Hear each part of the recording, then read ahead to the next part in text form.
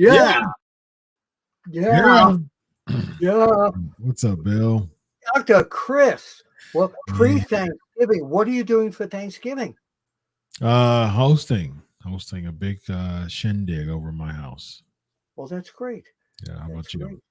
What we're doing, so we're going over to some relatives' home, and then we're having some relatives here. So it's going to be the whole weekend, baby, if you will, which is why I'm not at WrestleCade this weekend. I was hoping to be there. Hey, I got a problem. What's the problem, Bill? The problem is, as you know, the Survivor Series is coming up this weekend, right? Yes, indeed. Well, I got a problem with it. Do What's you the know problem? that there's not one? The tradition of the Survivor Series was always at least one traditional Survivor Series match. Mm-hmm. I don't see one on this card. Do you? I guess they're counting WarGames. You know what? Yes. But it's not elimination, so I agree with you. Yeah. The tradition is just like lost. I missed the eliminations and the Survivor Series. What about you? So it's I was a huge traditional Survivor Series fan. I remember it was in Ohio the first year. So I was a huge fan, still am. I'll say this. I'm glad that it shifted from the really, really absolutely deplorable brand versus brand theme that they had for like 5 years. I couldn't stand that. It was pointless. It was just title. It was mid-card champ versus mid-card champ, no stakes. World champ versus world champ, no stakes. Tag team champ versus tag team champ, no stakes. It was just a pointless pay-per-view. And so I'm glad that they mistakes. Say that again. It was missed stakes. Yes, it was missed stakes, which is missed stakes. Yes, indeed. Yeah. So I'm glad it's away from that. So that's the positive of it. But I wish that you know what I miss, Bill. After I'm spoiling. For those who are going to come over my Patreon, I'm doing Survivor Series trivia, so it's going to be lots of fun. I have 15 questions that are created by yours truly for some Survivor Series trivia. So one of these questions, I'm about to kind of spoil it, but here we go. So go for it. So this is what I missed, Bill. I missed the only. So I'm gonna give it to you. I don't have a great memory Oh, for. that's okay. That's okay. Yeah, But I'll try. wrong answers are no issue. Okay. So this year, this only happened one time, where all the winners of the babyface teams and all the winners of the heel teams came together at the very end to go against each other, like at some, ultimate Survivor Series match at the very end. You remember what year that was? No. Okay. Terrible with years, rather. All right. Well, I'm not going to give it out. I see that the chat. I'm not going to give it out, but it only happened one year, and I want that to come back, man. I want it to come back. I missed that. It was a really cool concept. Oh, I agree. Yeah, I agree, but I can't give you the and year. heels. Yeah. So now the other thing is, the teams pretty much were settled in a few weeks before. So last night on Monday Night Raw, Yep. they just Cody Rhodes. By the way, Cody's promo in the ring about we have the other guy, his body language was Dusty Rhodes. It was incredible. Okay. I was watching him and his body with the arms down and walking around like this. It was Dusty. His father's morphed right into him. Maybe because it's WarGames time. That's his baby. WarGames baby. Yeah, if you will, baby. If you will. So they now announced that the Apex Predator, Randy Orton, is going to be the guy on their team. I popped for it. I loved it, but I wished they would have had a promo of Randy Orton at that time on the screen, or a phone call to Randy Orton, just a little more drawn out. But the people went crazy. Good idea to make him the mystery man. What do you think? Yeah, absolutely. Yeah. I told y'all, I told Vince, I said, I bet you that they're going to announce it before Survivor Series to get ahead of the curve. I said that on this show last week. I said it on Legion of Raw last week. I knew that they're going to do that because they didn't want, they wanted to dilute or at least turn the volume down, turn the decibels down on the CM Punk chants. I think that's the reason why they did that largely. Was to do that. Otherwise, they could have just did Chicago. They could have just done the mystery person at the pay-per-view, but it's in Chicago. You're going to get some CM Punk's chance, and they didn't want to disappoint the Chicago crowd thinking it's CM Punk, so they went ahead of the curve. It was a good PR move. I'll give it to that. I'll give them that. It was smart. It was a smart idea to not get to the point where they're disappointing the expectations of the Chicago crowd. I do think that the announcement was a bit meh. I do. Right. I same thing. I felt the same way. I wish they would have. See, what would have been really, really cool is they could have. I'm thinking of a standpoint of like. I'm really creative in this space, and what I would have done is I would have had like the four baby faces out in the ring, and then the four heels, and then the four of the five come out. So like Drew and Dominic and Priest and Finn come out, and they all think that they're coming out together. And then they realize, like, wait a minute, there's a heel that there's one of us that isn't here. Where's JD at?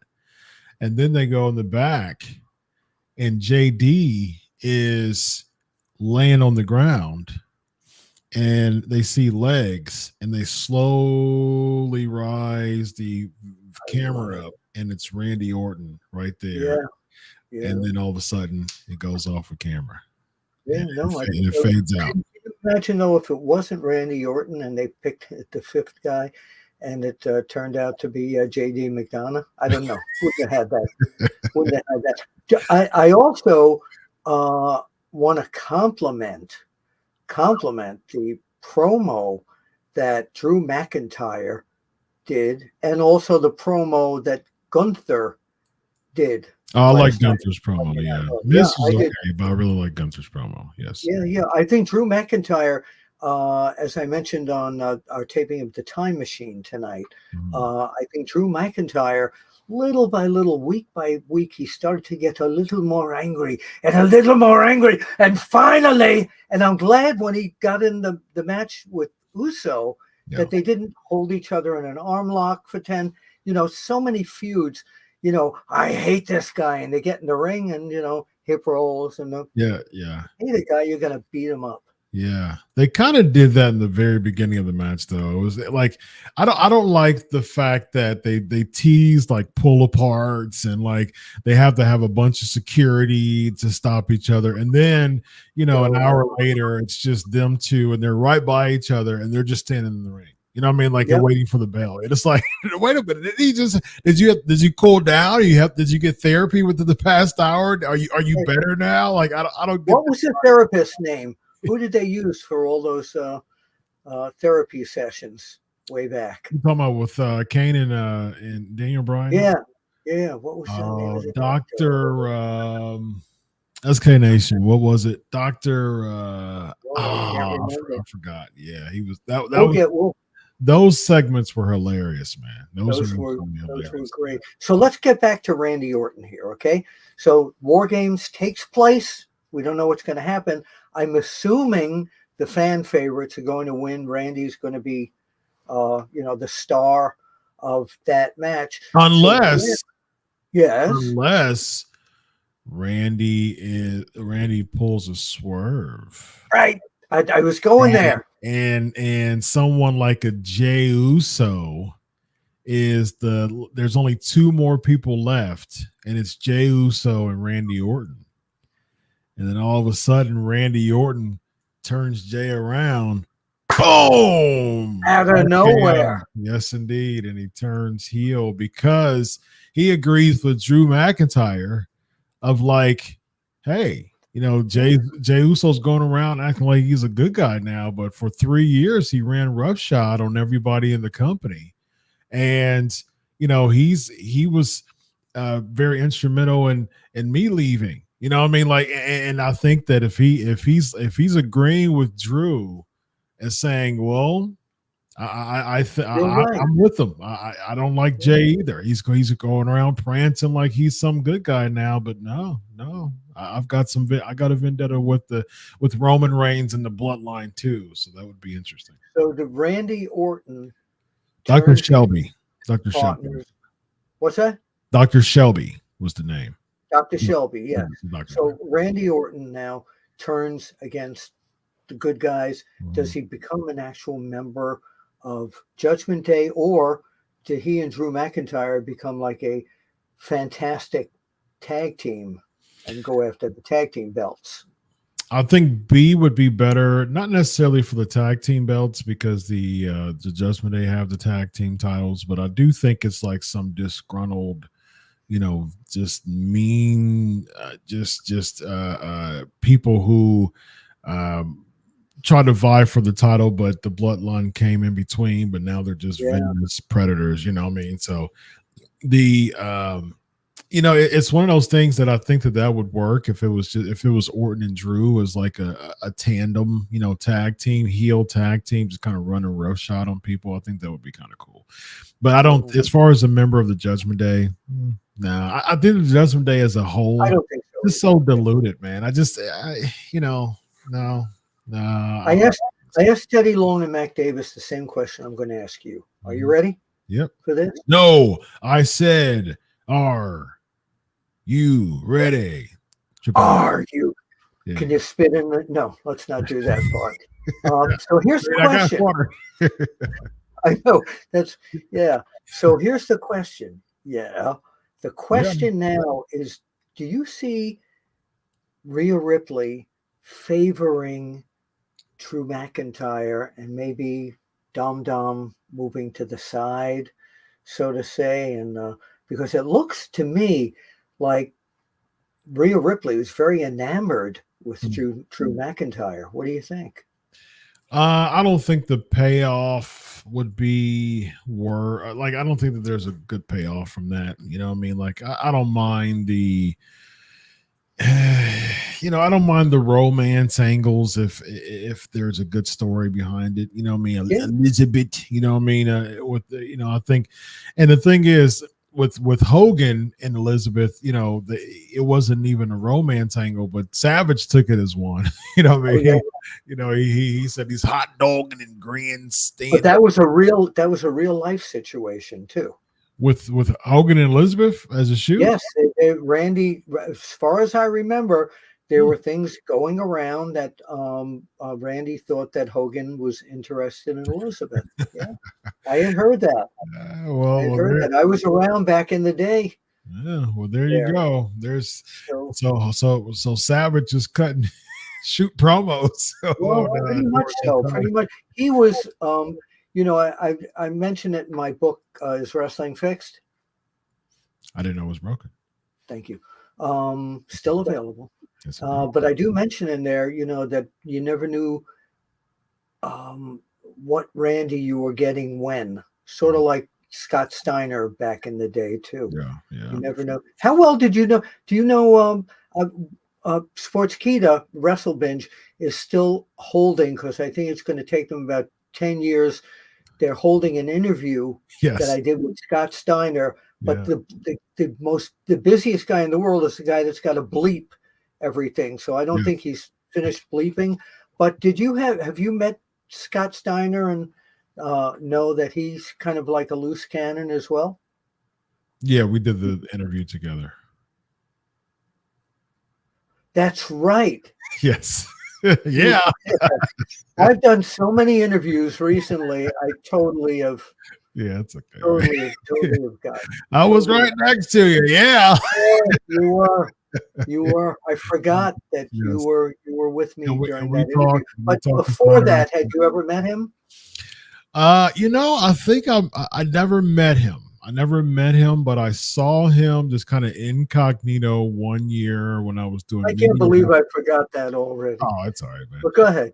I saw him incognito at a IHOP when I was doing media at.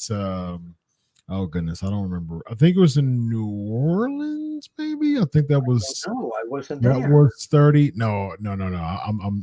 I'm inquiring of myself here.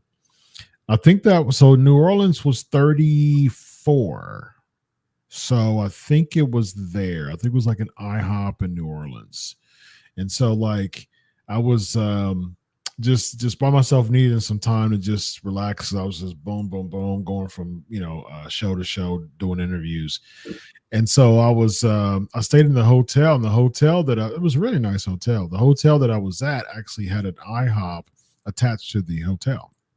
So in the morning, I went to go get some breakfast. I went to get some a nice Colorado omelet from IHOP. Nice meaty protein to feed these guns over here. I eat Cheerios at IHOP. There you go. And so basically, I looked and I saw someone get up and walk out, and I was like, that's Scott Steiner. And he was just by himself, didn't want to talk to anybody, just aloof, and that's the thing that really, that was the only time I was close to Scott Steiner. But when we interviewed him, he was super respectful to me. Like you can tell, like, and he even talked about, like, he said that he hate fat A's, right? And so, like, I think for Scott Steiner, he pushed the F button a couple of times. Yes, he did. But I think that Scott Steiner, because I'm a muscular guy, taller than he is, and bigger than he is too. I think that Scott Steiner respected me because I wasn't like the fat wrestler that he hates. You know what I mean? And so, like, when we were talking, he was super respectful of me, man. So kudos to Scott Steiner. The one time that I met him, a few months ago, he was super nice to me, super respectful to me, and treated me very kindly. So he was great. So you know how stiff the Steiners worked in the ring. Yes. Is there any team that you see in the current world of wrestling that have that kind of venom when they're in the ring, that kind of stiffness? I can't think of one team that Maybe I've Viking seen. Raiders. No, I no. think I think Eric Eh, is pretty stiff. yeah, but Raymond Rowe, not Ivar who we see now, but I do think that Eric works pretty stiff. I'm But I don't, talking about like a team, for example, like the Steiners, the Road Warriors. You knew these guys were killers in the ring, so to say. yeah, I mean, I think the closest you have to that would be the Viking Raiders. I don't think it's close, but I think the closest you got in 2023 is the Viking Raiders. But that's not saying that they're anywhere close to where. What about AEW? Do they have a team Um, that would be like kind of that stiff team? I mean, no. yeah, yeah. No, I don't see anybody who's because a lot. I mean, they don't have that type of characters of like stiffness in AEW. It's more wrestling, more lucha style. Like everything's kind of lucha. You know what I mean? Yes. It's like that. Young Bucks has a bit of a lucha style to them. Of course, the Lucha Brothers.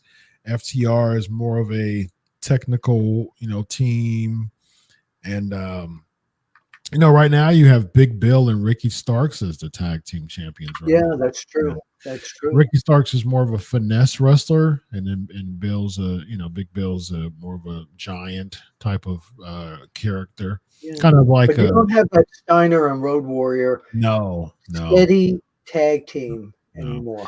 Do you see with Big Bill, and we'll get to the super chat here in a minute, actually. Do you see Ricky Starks and Big Bill as any comparison, like any type of comparison to Shawn Michaels and Kevin Nash? It was their dynamic. I think they want fans to think. I do too. But I don't. Yeah. I don't see it. Just in the height. Dudes with attitude, right? Weren't that their tag name? Dudes with attitudes. I think that was their tag name. Yeah, but no. Dudes with attitude was that Johnny Ace and no, that's the Dynamic Dudes, right? But they were dudes, so yeah, they were dynamic dudes. They were dynamic dudes. Yeah, but I think they were dudes with attitude. I think that was Michaels and Nash. But what are you asking me? But I do think the question I just asked. I mean, so do you think that they're trying to have any type of resemblance of Michaels and Nash with that duo? You think Tony Khan? I think they're doing it. But the fans, keep in mind that the fans that are at AEW, a lot of them are of the age where, unless they've watched on YouTube, they don't see Shawn Michaels and Diesel as a team. Agreed. Yeah, yeah. Different audience. Yeah. Audience. It seems like that dynamic is kind of intentional, though. Do you think that it would pan out to have the success of? I mean, of course, not the success of Nash and Michaels. Those were, both of them became WWE Hall of Famers. But where do you think that this Starks and Bill team will go when they split? Do you think it'll elevate the both of them, or what? No, I think they'll elevate Starks. Yeah. I think Big Bill has been around for quite some time when he was with Enzo and all this, and he's really a great guy. And he's really a great worker for someone his height, but I don't see them pushing him. I do see them pushing Ricky Starks. Yeah, they've tried a couple times with Starks, though, and they've pulled back on pushing him as a main eventer. I think that they dropped the ball a bunch when he was a baby face, and he organically got over as a baby face, and it started working quite a bit. And then he won the tournament. And then he went against MJF for the title as a result of winning the tournament. He just lost, and that was it. They just kind of cooled off on him and put him on Collision, and he started feuding with Punk. And it's just like I don't for the life of me, Bill, I don't get that. I don't understand why they would not strike while the iron's hot. I just think that's good business. They missed it because the fans wanted to love him. They did. They wanted to love him. Exactly. Yeah. I think they dropped the ball on that. And why would you cool off something that's iron that's red hot? I just don't understand that, man. Like that's when something's trending. Like if you think about it from an algorithm standpoint, right? If something's trending, you don't just stop airing. You air it more. That helps algorithms. You know what I mean? And so I think that they did that with Starks. They just start airing him less, but he was trending. It just doesn't make sense from a business standpoint. Yeah, I do want to say, by the way, while we're talking about AEW, that MJF, other than his language, has really, really, really matured. He looks good. Yeah. He's got the attitude of a champion, but at the scrum afterwards, I know he was very emotional, but you don't have to use the F-bomb every 2 words. Yeah, I agree. That's old school, man. That's what I like about you, Bill Apter, man. You're old school. That's no school. Yeah, I agree with you, but I mean, new school is, let's get the pop by just using profanity all the time, which well, I think that's him. I think that's him. I think I don't think they're telling him to do this. I think this is just who he is. But a lot of people do that too in wrestling nowadays, though. Yeah, I know, but he's a brash Long Island kid, and he probably has been like that since he was a teenager. Yeah, but I mean, there's a lot. I mean, you know this, Bill. I mean, with the mags, with the Apter mags. Yeah, you know this stuff. I mean, there's people who were potty mouths back in the day that didn't cuss on air. You know what I mean? Well, they weren't allowed to. They'd get banned. That's my point, right? Exactly. That's my point. Like just because there were potty mouths in the 70s and the 80s, but they weren't allowed to. You know what I mean? Like, and that's the thing. I don't think you should be allowed to just throw F-bombs in there because. It just, I don't know. It's where you should move. You should move there that I think that should still be, upstanding. So where you should move all the potty mouths. Where's that? Are you ready for it? To Flushing, New York. I love Flushing. I grew up in Queens, but it was, you said potty mouth and flushing like a toilet. It just the home of the potty mouths. That's Flushing. Nice. Right. That's Flushing's slogan, home of the potty mouths. Yes, indeed. All right, ladies and gentlemen, we got Dougie Fresh. Hey, I remember Dougie Fresh. I love that name. I love that name. Punk doesn't come back in Chicago in WWE. It sucks. He's not coming back. He's not coming back. I think Royal Rumble, if he's coming back, I think he's going to be at the Rumble. I can see that. Yeah, I can see that. If Randy Orton doesn't show up, WarGames, Randy Orton doesn't show up. Where is he? He's lying in the back. Who comes to his rescue out of his seat? CM Punk. Out of his seat. There we go. Sure, he goes out of his seat, ladies. Purchase a seat. Right. Yes, he purchased a ticket. He shows the ticket, and he's like, "Look, I could be here from the balcony." And from the balcony, very nice. He comes down. High spot. Nice. 10 guys are going to stand there like this. Yes. Catch him. Yes. They'll say, "Oh, what?" 8 minutes. That's about every AEW match that you see. Thank you, Dougie, by the way. Good to hear from you again. Yes, indeed. All right, Bill. You know what time it is. Let's do a 90-second lightning round, man. People talking about, of course, Super Chat gets first precedence. I can't promise you that I'll read your question unless you Super Chat. And wait a minute, George Washington was the first president. Say that again. Anyway, moving on here, folks. Precedent.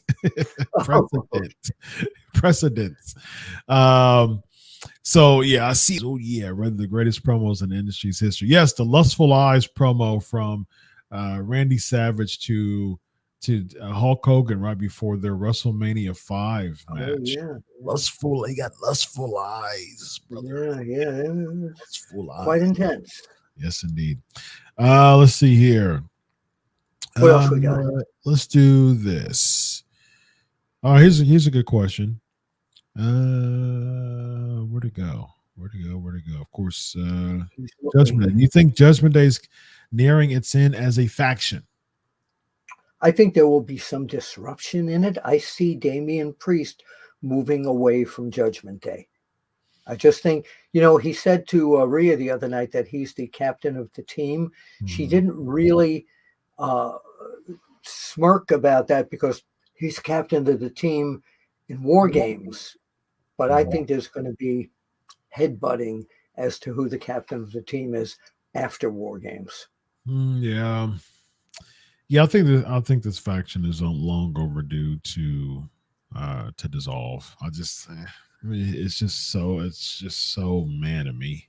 Now I'm interested to see where Damian Priest goes from here. It would make sense for him to be a babyface in all this, but I don't even see that anymore. Like I saw. Oh wait, what would he do with the Money in the Bank briefcase? Then he'd have to go against the heel.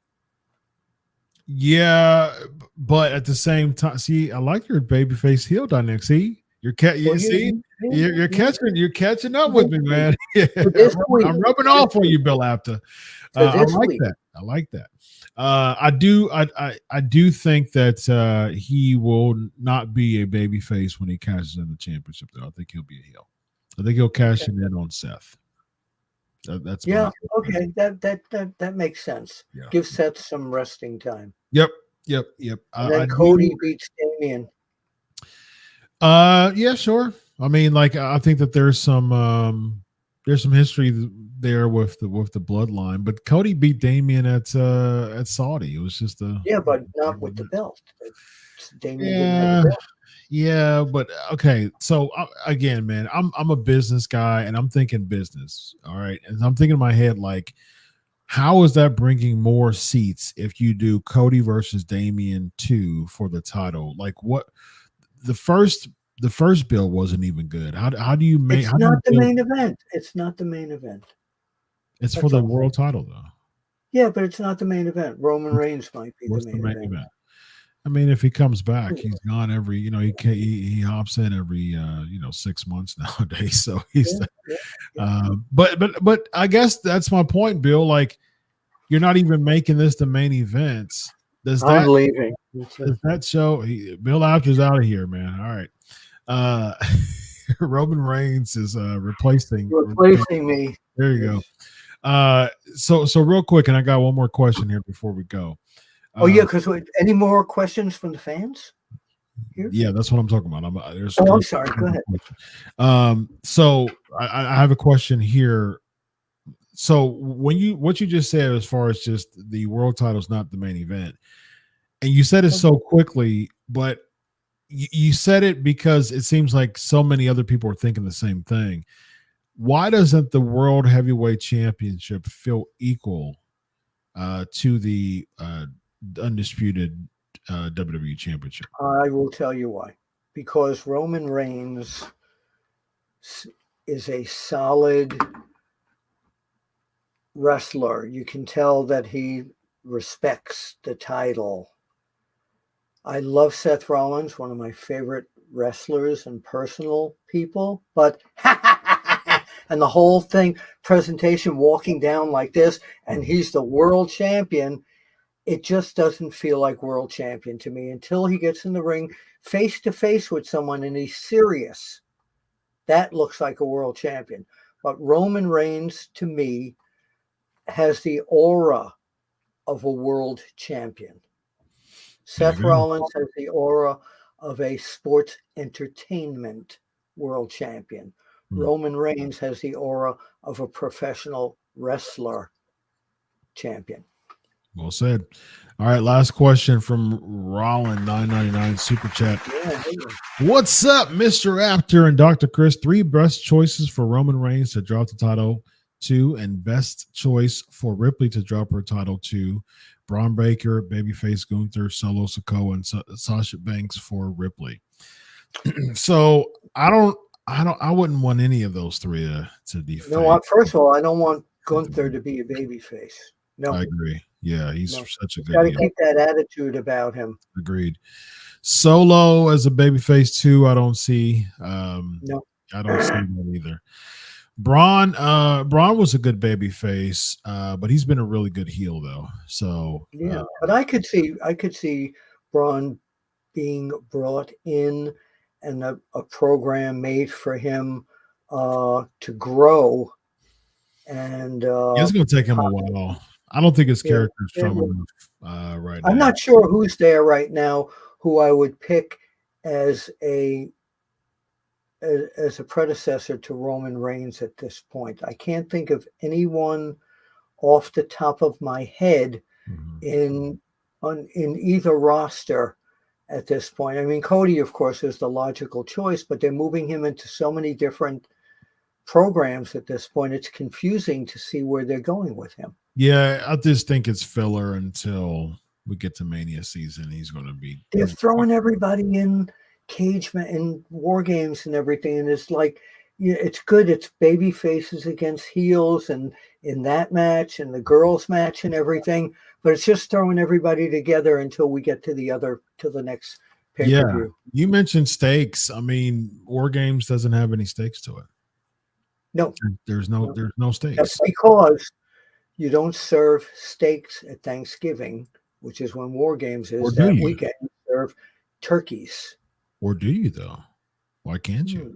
Why can't you do turkey, steak, and ham, perhaps? No, I'm just saying that we'll have to see who the losing turkeys are. Yes, the losing gobbledygooker, ladies and gentlemen. All right, Sasha Banks for Ripley. So it's a prediction of Sasha Banks coming back. What do you think about that, Bill? Before we leave, Ms. Monet, I think I'd love to see her coming back. They're moving up a lot of the NXT ladies too. Yeah, they're not doing much with them though. Not yet. Yeah. Not yet. Well, although I really do like Zoe Stark. I really think she's got that. I'm going to go back to what we were talking about before. She's got that Road Warrior Steiner type of attitude about her. You think so? I know so. She's got that. I don't agree. Hard ass attitude. I don't agree. I don't have to. I know. But she's super bland though. I just don't. No, I see her as the fans don't react to her though. They don't. I mean, they don't. Like, every single week. I don't know about that. I don't know about that. I watch it. I mean, like the fans, they don't react to her. I see. Maybe we're watching on two different. You want them? No, you want them to react to Zoe Stark because you like her. So no, I don't like her. I like her. I like what she's bringing to her tough character. Yeah. But I see the fans reacting to her. I don't know. No, they're not. Every single go and rewatch Raw. Like I'm going to have to rewind it. Yeah, rewatch Raw. They reacted when she won the Royal Rumble because it was something different. But every time she comes out, the promo was she cut with Rhea super flat. Like I don't know. I liked it. You know what I'm going to do? What I'm saying, it's not about if you like it or not. What I'm saying is, it was super flat as far as I didn't think it was. No, you're not listening to me, Bill. Like it was super flat as far as the fans' reaction to it. Like during the segment, what I'm saying is the fans' reaction to it was super flat, and it's not about whether we like it or not. It's what the fans like, and the fans. But it was in the dressing room. You couldn't really. No, I'm talking about the in-ring one. The in-ring. Oh, the in-ring one. I will rewind and look at that. It just they're not reacting positively to Zoe Stark. Okay, I will rewind. Now you always call me old school, so I've got my VCR remote here. Very nice, very nice. All right, last one, real quick. 499 Rollins.